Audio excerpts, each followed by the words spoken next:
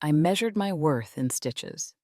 Every mended shirt, every hemmed dress, every patched coat proof that I mattered, that I contributed, that we'd survive my husband's absence. The children didn't remember him anymore. Not really. Sarah was 8 now, Tommy 6, and little Emma just 3 when he died. That's what I told myself as I worked past midnight most evenings. Fingers cramped around my needle, eyes burning in candlelight. The cabin felt smaller every winter. Or maybe I felt larger, expanding to fill both parental roles: seamstress and mother, provider and protector. During the day, I took in sewing from half the town. At odd hours, I'd watch Mrs. Peterson's twins, help the Reverend's wife with her wash, carry soup to old Mr. Henderson when he took ill. People always said thank you. Sometimes they pressed coins into my palm. Sometimes just squeezed my hand. I nodded, smiled, moved on. That's what you did. You helped where you were needed. You didn't keep tallies or expect return. Pride, perhaps. Or fear that if I stopped moving, stopped giving, stopped proving my usefulness, someone might notice how precariously we balanced on the edge of nothing. I wondered when I'd started equating my value with my output. When had rest become laziness? When had needing help become failure? These questions surfaced late at night. When the children were asleep and my defenses were down, I pushed them away, picked up another shirt to mend, kept my hands busy so my mind wouldn't wander to dangerous places. The cabin was quiet tonight except for the children's breathing and the pop of dying embers in the stove. Sarah's breath came slow and steady from the corner where she slept. Tommy mumbled something in his dreams. Emma made soft, sucking sounds, her thumb finding her mouth even in sleep. My shadow stretched large on the wall behind me, cast by the single candle on my work table. The weight of it felt right somehow. One shadow covering everything, protecting everything, holding everything together alone. I pricked my finger on the needle, blood blooming on white fabric, cursed softly. Sucked the finger and kept sewing. Mrs. Cartwright needed this dress by Sunday. The hotel owner wanted his curtains mended before holiday travelers arrived. The schoolteacher had torn her good skirt and couldn't afford new fabric. I'd said yes to all of them. Said yes to everything. Always. Because that's what kept us here. Kept us safe. Kept us valued. As long as I was useful, we belonged. As long as I gave more than I took. No one could question our place in this town. The candlelight flickered. I blinked hard, forcing my eyes to focus on the stitches, even, careful, invisible. The way all my work needed to be. The way I needed to be present, but not demanding. Helpful, but not needy. There, but not seen. People always said, thank you. Sometimes they pressed coins into my palm. Sometimes just squeezed my hand. I nodded, smiled, moved on. I didn't keep tallies. But late at night, when my fingers bled from needle pricks, I was too tired to avoid. I wondered if anyone kept tallies of me. December arrived with its usual cruelty, beautiful and bitter, freezing everything it touched. The children needed winter coats. I'd let out last year's until there was nothing left to let. Wood cost more as everyone hoarded fuel. My sewing orders slowed as families saved money for Christmas gifts. I took on extra work, anything I could find. Mrs. Cartwright's entire wardrobe needed altering after her illness left her gaunt. The hotel owner wanted every curtain in his establishment mended before travelers arrived.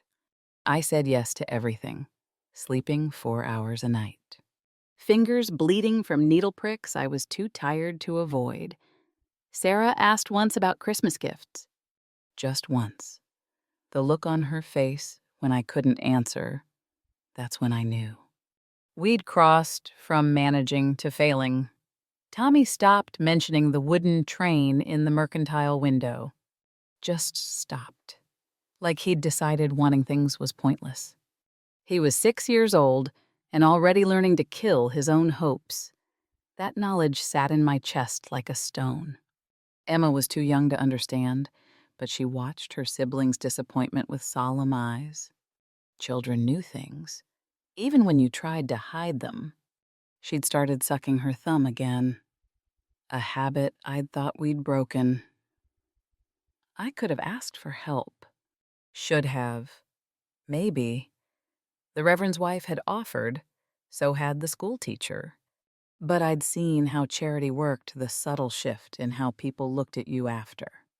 The unspoken hierarchy of those who gave and those who received. I'd clawed my way to the giving side. I wouldn't slide back. I remembered being on the receiving end once, years ago, when Papa died. The way the church ladies looked at Mama, sympathetic and superior at once, like they were doing her a favor by acknowledging her existence. Mama had thanked them with her head bowed, and something in me had sworn I'd never bow my head to anyone. So I kept sewing, kept working, kept my head up and my mouth shut. Christmas Eve approached like a deadline I couldn't meet. I'd managed to buy a small ham, flour for biscuits, nothing more. No gifts wrapped in brown paper, no treats hidden for stockings that hung empty on our mantel. The children tried to be brave. That hurt worse than if they'd complained. I sat at my sewing table that last evening, pretending to work on Mrs. Cartwright's dress. Actually just staring at nothing. The silence felt thick enough to drown in. Outside, I could hear other families' laughter, singing. The comfortable sounds of people who had enough. We had a roof. Food for tomorrow. I told myself that was sufficient. I'd never been a good liar. The knock startled me so badly I pricked my finger, blood blooming on white fabric. Christmas Eve visitors meant emergency, someone needing clothes mended for tomorrow's church service. Perhaps. Or Mrs. Henderson needing help with her bedridden husband. I opened the door to Miss Caroline, the schoolteacher.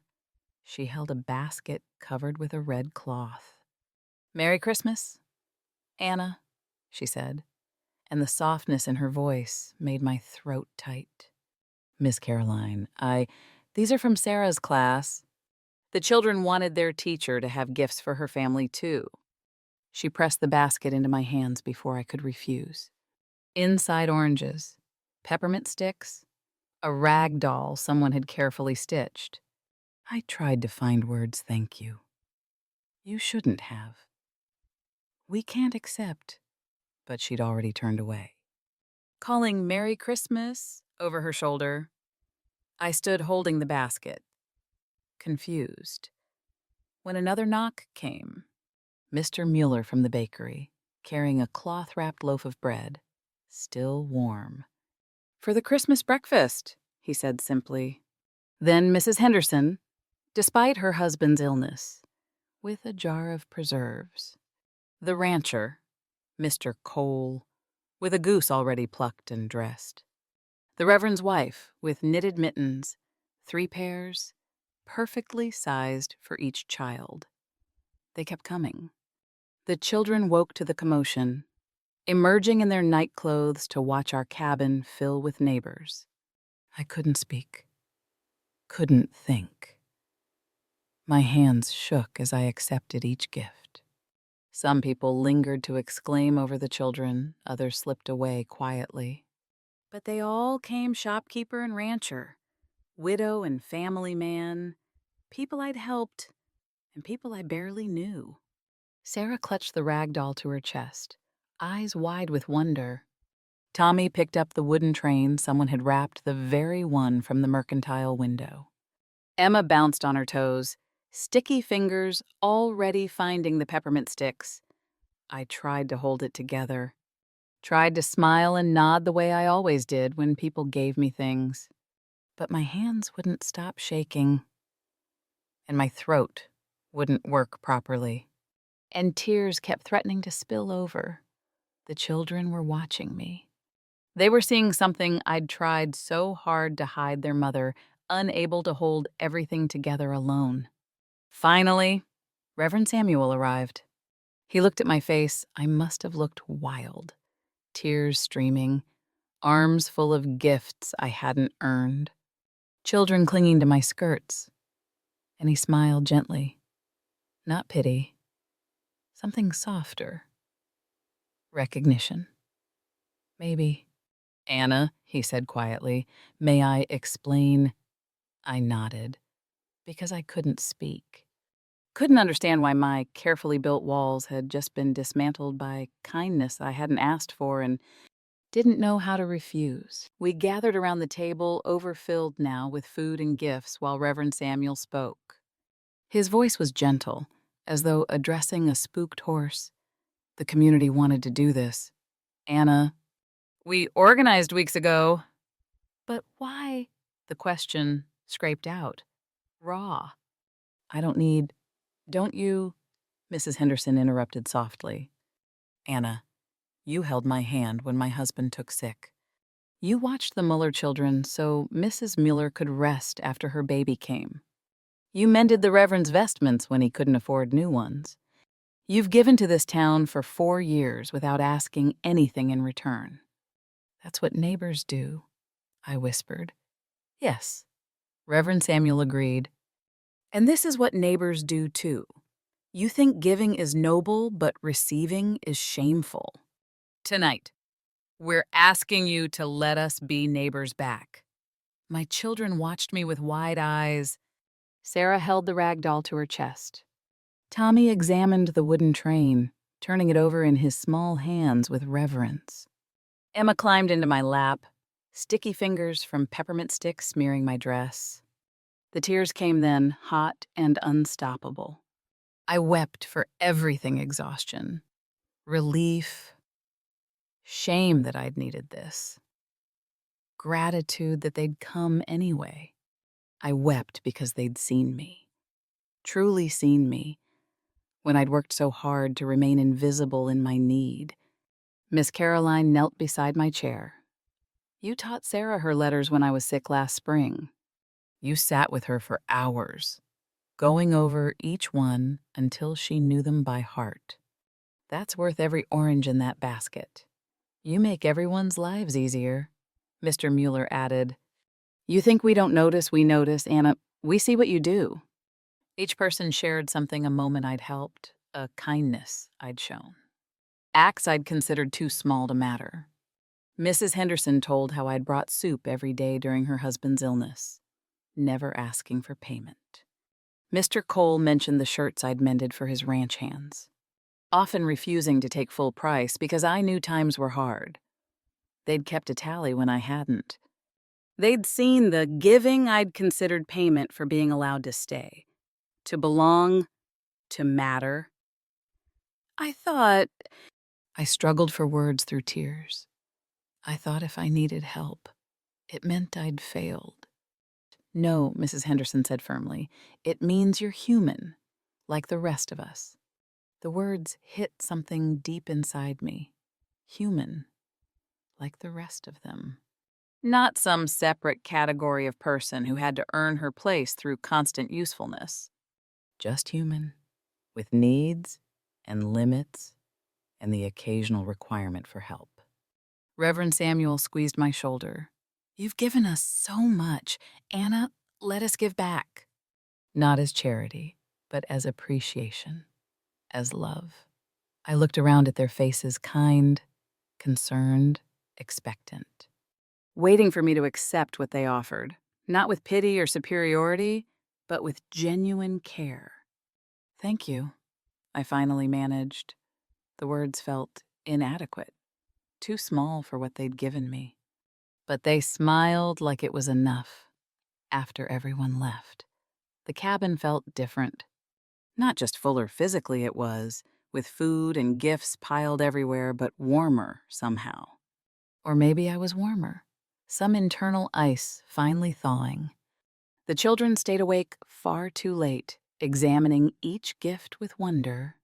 Sarah read aloud from the book Miss Caroline had brought. Tommy made his train whistle along imaginary tracks. Emma cuddled the knitted rabbit Mrs. Peterson had sewn. I watched them, my heart too full for my chest. This was what I'd wanted: their joy, their security, their childhood unburdened by adult worries. But I'd nearly denied them this, trying to maintain my pride. That thought sat heavy. How many other joys had I denied us? Insisting on solitary strength in the days after Christmas. Accepting help became strange practice.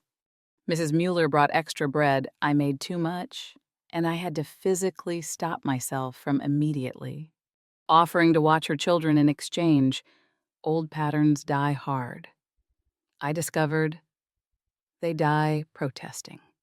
Miss Caroline invited us for tea, and I had to swallow the urge to scrub her floors while there. Mr. Cole delivered extra firewood, and I had to force myself not to calculate how many hours of sewing it would take to repay him. The community treated me no differently, except with more ease. Perhaps as though a wall I'd built had been dismantled. And now we could simply be neighbors without my constant need to prove worthiness. I still sewed, still helped where I could. But when Mrs. Henderson offered to watch the children so I could finish a rush order, I said yes. When Mr. Mueller gave us day-old bread for free, I took it and just said thank you. When the rancher brought extra firewood, I didn't immediately calculate repayment. Learning to receive felt like learning to breathe differently. Unnatural at first, then gradually essential. I caught myself humming one afternoon while working. The sound startled me. When had I last hummed? When had contentment become something I could afford? Sarah noticed, too. One evening she asked, "Mama, why are you smiling more?" I realized the corners of my mouth had relaxed into something other than tight determination. My shoulders didn't hunch quite so hard against invisible weight. Because I learned something important, sweetheart. That love isn't just what we give. It's also what we allow others to give us. She considered this seriously, the way she considered everything. Like presents, I agreed. And help, and kindness. And being part of something bigger than ourselves. Tommy looked up from his train. Are we part of something bigger, Mama?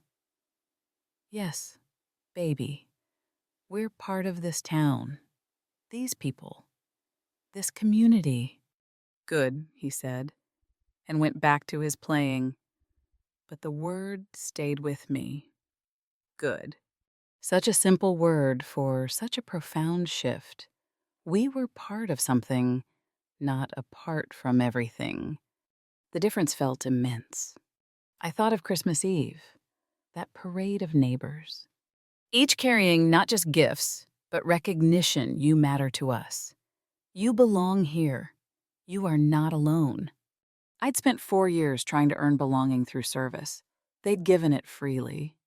That night, tucking Emma into bed, she asked sleepily, "Mama, are we happy now?" I thought about how to answer.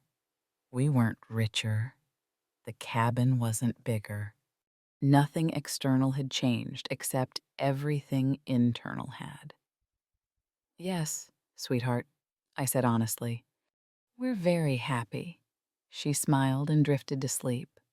I sat beside her cot for a long time, listening to my children breathe peacefully, feeling something I'd forgotten existed, not just survival, but contentment. Learning to receive, I was discovering, didn't diminish me. It connected me more deeply to these people who'd refused to let me stand alone. January brought a blizzard that buried the town under 3 feet of snow. For 2 days, we couldn't open the cabin door. Wind howled like wolves, and the children huddled close to the stove while I rationed firewood. Praying it would last. On the third morning, silence. The storm had passed, leaving crystalline stillness and snow-drifted streets. I tunneled through the drift, blocking our door, emerging into blinding whiteness. The old me would have immediately started digging us out alone, refusing to burden anyone. The new me, the one still learning, stood uncertain. Growth, I was discovering, didn't feel graceful. It felt awkward and vulnerable and necessary. A shout came from down the street. Mr. Cole, the rancher, wading through snow with a shovel. Behind him, Mr. Mueller, then Reverend Samuel. They'd coordinated, checking on those who might be snowed in, bringing supplies, digging paths. "You and the children all right?" Mr. Cole called. "We're fine," I started, then stopped myself. "But we're low on firewood." Such a small thing, admitting need. It still caught in my throat. But Mr. Cole just nodded. "I'll bring some by this afternoon. We've got extra." And they dug us out, cleared a path to the main street, checked the cabin's roof for damage. I made coffee, served what biscuits I had, and let them help without protest. When they left, I stood in the doorway watching them move on to Mrs. Henderson's house. Then the widow Marshall's, then old Mr. Peterson's. This was what community meant. Not just one dramatic Christmas Eve gesture, but ordinary assistance on ordinary days. People taking care of each other because that's what people did. That afternoon, Emma developed a fever. Not dangerously high, but worrying. Her cheeks flushed red and she whimpered, refusing food. Sarah ran for Miss Caroline, who was closest. I didn't stop her. Didn't insist we could handle it alone. Miss Caroline came immediately, felt Emma's forehead, and sent Tommy for Mrs. Henderson, who knew remedies. Within an hour, my cabin filled again, but this time I'd asked, or at least allowed Sarah to ask. Mrs. Henderson brought fever tea and cool cloths. Miss Caroline sat with Emma, singing softly. Mrs. Mueller arrived with soup, saying she'd made extra. I could have managed alone. I had before, through worse illnesses. Nights when Sarah burned with fever and I'd stayed awake for 48 hours straight, bathing her with cool water, praying she'd survive. Times when Tommy had croup and I'd held him over steam from boiling water. Terrified each cough would be his last, but I didn't have to manage alone anymore. That was the gift they'd given me on Christmas Eve, not just presents, but permission to be human, to need, to ask.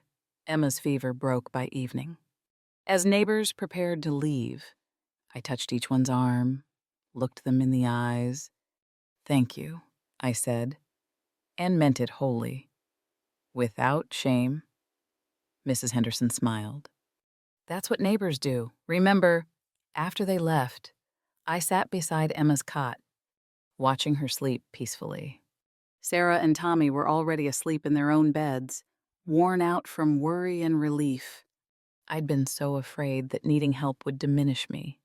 Instead, it had connected me more deeply to these people. They weren't rescuing me. We were simply taking care of each other, the way communities have since time began.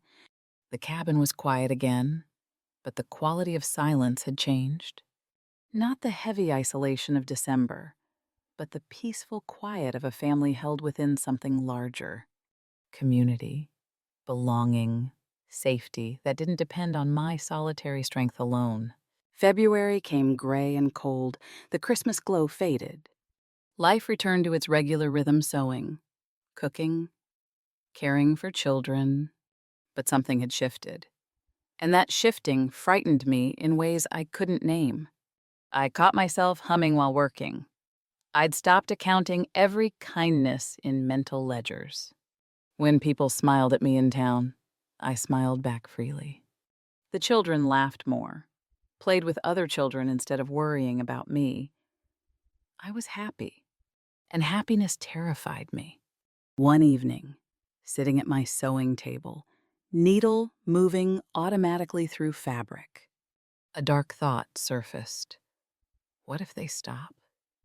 What if this is temporary? And soon, I'll be alone again. But now, I'll know what I'm missing. Better to have never tasted connection than to lose it after. Better to be self-sufficient than dependent and abandoned. My husband had died, left me alone with 3 children and no warning. What if the community's care was just as impermanent? What if I'd built my life on their goodwill? And one day they'd tire of me. The old walls rose up inside, familiar and suffocating. I could protect us, make us independent again. I'd done it before. I could say no to help, refuse invitations, rebuild the careful distance that had kept us safe. Safe and lonely. A small voice whispered. I put down my sewing. The cabin was quiet, children asleep, fire crackling softly. My hands shook slightly, that old fear rattling through me. I was happy. And happiness terrified me in ways I couldn't name, because happiness could be lost. And if I lost this after tasting it, after my children tasted it, how would we survive the return to isolation? The old walls rose up inside, familiar and suffocating. I knew how to build them, knew how to stand alone. It had worked for 4 years, kept us alive, kept us fed, kept us surviving. But was survival enough? Was teaching my children to need nothing and no one really strength? Or just another kind of fear? A knock came, soft as though whoever stood outside was uncertain of welcome. I almost didn't answer, almost pretended to be asleep. Let whoever it was go away. But I'd promised myself no more hiding. Miss Caroline stood on the step, looking hesitant. I'm sorry to come so late. I wanted to check on you. Check on me. You seemed distant at church today. I worried I'd overstepped somehow. Or... No, I interrupted. Then more gently, no, you didn't overstep. She studied my face with that teacher's ability to see what students tried to hide. You're scared, she said quietly. The observation was so direct, so true, that I couldn't deny it. Yes, I whispered. Of what? Of losing this, of depending on something that might disappear. Miss Caroline stepped inside without asking, went to the kettle, made tea like she belonged here. Because she did, that was the truth I kept forgetting. Anna, she said, handing me a cup. My mother died when I was 12. I thought I couldn't depend on anyone after that. I made myself need nothing. No one. Then I came west to teach. And this town... She paused, looking into her tea. They kept showing up, even when I pushed them away. Especially then. What if they stop? I asked, voicing my deepest fear. What if they don't? She countered. What if this is what life could be, people who care about each other, taking care of each other? What if running from connection hurts worse than risking it? We sat in silence, drinking tea. The question hung between us, heavy with possibility and terror. Finally, I asked, how do you trust it, one day at a time?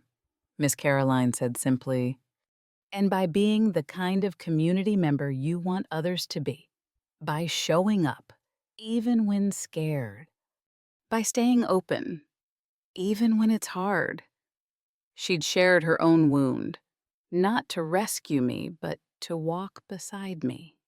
That was what community meant. I was learning, not saving each other, but showing up for each other's struggles. After Miss Caroline left, I sat at my sewing table holding my cold teacup, turning her question over and over.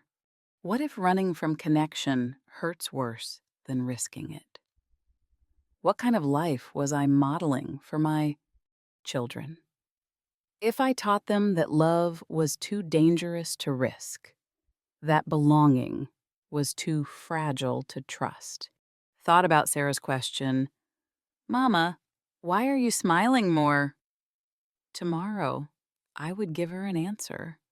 Tomorrow, I would choose, I woke before dawn. Miss Caroline's question haunting me. What if running from connection hurts worse than risking it? I lit a candle and sat at my sewing table. For 4 years. This table had been my fortress work justifying existence, productivity proving worth. Now I saw it differently, a place where I created. Yes, but also a barrier I'd hidden behind. What kind of life was I modeling for my children, Sarah? Tommy.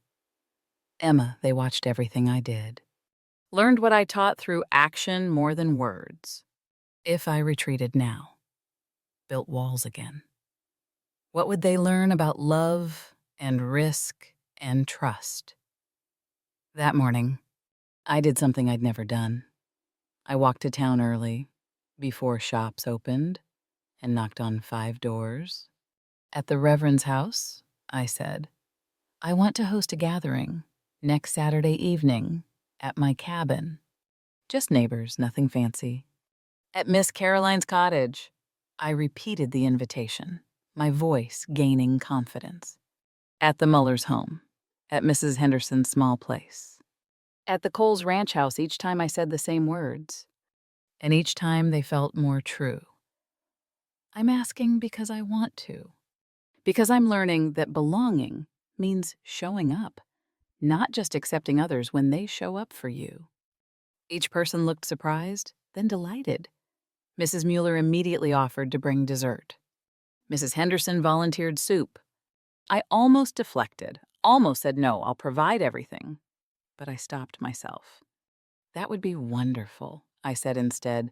Thank you. Saturday came. I cleaned the cabin, made simple food, let the children help. Tommy arranged chairs with serious concentration. Sarah picked wildflowers from the meadow edge, their stems frozen but blooms still bright. Emma set out the tin cups we owned, unmatched but serviceable, treating each one like fine china. We were preparing together, family getting ready to welcome community. The distinction between the two was blurring in ways that felt right. When people arrived, they brought food and laughter, stories and warmth. My small cabin filled with neighbors who'd become friends. People who'd taught me that community wasn't built on grand gestures, but on consistent showing up. Mr. Mueller told a story about his childhood in Germany. Mrs. Henderson shared memories of her late mother. Miss Caroline recounted a mishap at school that had everyone laughing. The children played in the corner, their giggles punctuating adult conversation. At some point, sitting at my own table, surrounded by conversation, I realized I wasn't afraid anymore. Or rather, I was still afraid that didn't disappear, but I'd chosen connection anyway. Fear hadn't vanished. I just decided it wouldn't rule me. That was courage. I was learning not the absence of fear, but the choice to act despite it. Reverend Samuel raised his cup in a toast to Anna, who invited us in, literally and figuratively. Everyone laughed, but I heard the deeper meaning. I had invited them in, not just to my cabin, but into my life, my struggles, my family. I'd stopped performing independence and started participating in interdependence. Later, as people prepared to leave, Miss Caroline pulled me aside. You did it, she said simply. Did what? Stayed open, even when scared. I smiled, feeling the truth of it settle into my bones. One day at a time, you said. One day at a time. She agreed, after everyone left. The cabin was messy with dishes and displaced furniture and the lovely chaos of people having been present. The children helped me clean, chattering about their favorite moments. Sarah wanted to know when we could have another gathering. Tommy asked if he could invite his school friends next time. Emma declared she loved parties and could we have one every week. Yes, I told them. Yes to all of it. That night, tucking Emma into bed, she asked sleepily, "Mama, are we rich now?" I thought of our still humble circumstances, the mended clothes and simple food, the cabin that fit us, but barely. "Yes, sweetheart," I said honestly, "we're very rich." She smiled and drifted to sleep, and I sat beside her cot for a long time, feeling the truth of what I'd told her. We were rich in community, in connection, in the courage to need and be needed in return. I thought about the woman I'd been last December, so proud, so scared, so alone. She'd believed strength meant standing alone. I knew better now. Sometimes the bravest thing isn't standing alone. It's letting yourself be held. Spring came gradually, melting snow into mud, then mud into wildflowers. The town transformed from gray winter to green promise. I felt that same transformation inside myself, something thawing, blooming, becoming. My sewing business grew, but differently now. People came not just for mending, but to chat, to share news, to sit companionably while I worked. My cabin became a gathering place, not the formal parlor the wealthy families had, but something better, a place where people felt welcome without pretense. Sarah helped Miss Caroline after school sometimes, learning to be a teacher's assistant. Tommy apprenticed with Mr. Mueller at the bakery on Saturdays, coming home smelling of yeast and flour with stories about bread making. Emma played with Mrs. Peterson's grandchildren, no longer the solemn child who'd watched her siblings' disappointment. My children were weaving themselves into the community's fabric, and I no longer feared the threads would break. That was trust. I was learning. Not certainty that bad things wouldn't happen, but confidence that we wouldn't face them alone. I'd learned the difference between independence and isolation. True independence wasn't refusing help. It was having the strength to accept what was freely given, to ask when needed, to offer when able. It meant recognizing that being part of something larger didn't diminish me, but expanded who I could be. One afternoon, a young woman arrived in town recently widowed, 2 small children. That look in her eyes, I recognized pride and terror battling for dominance. She took a room above the mercantile, kept to herself, worked desperately hard at any job she could find. I watched her for a week, remembering myself, the way she held her shoulders too tight, the way she smiled but never laughed, the way her children stayed quiet and well-behaved in that specific way. Children learn when they're worried about their mother. Then I knocked on her door. "I'm Anna," I said. "I wondered if you'd like to come for supper tomorrow. My children are close in age to yours. It might be nice for them to play together." She looked at me with suspicion. That instinctive resistance to kindness when you've decided you must handle everything alone. "I don't need charity," she said carefully. "Good," I replied, "because I'm not offering charity. I'm offering friendship. And if you're anything like I was when I came here, you need that even more than charity." Something shifted in her face recognition. Perhaps of someone who understood. "I'm Margaret," she said finally. "Welcome to Sweetwater, Margaret." She came to supper. Then again the next week. Slowly, I watched her do what I'd done resist, then soften, then accept, then bloom. I introduced her to Miss Caroline, to Mrs. Henderson, to the community that had saved me by refusing to let me save myself alone. One evening, months later, Margaret helped me wash dishes after another gathering. "How did you know?" she asked, that I needed this because I needed it too. I said simply, and someone refused to let me refuse it. She smiled, understanding in a way only someone who'd walked the same path could understand. That night, after everyone left and the children slept, I sat at my sewing table not working, just sitting. I thought about the woman I'd been that desperate December, so proud and scared and alone. I thought about the community that had broken through my walls with persistent kindness. Most of all, I thought about the choice I'd made to stay open, to risk connection. To accept that belonging wasn't something you earned, but something you allowed yourself to have. My children were weaving themselves into the community's fabric. I'd spent 4 years trying to earn belonging through service. They'd given it freely. Now I could offer the same to Margaret, the gift of being seen, being valued, being welcomed home. The cabin was quiet, but it wasn't lonely. It never would be again. I'd learned that giving and receiving are both forms of love. That community means showing up for each other, not keeping score.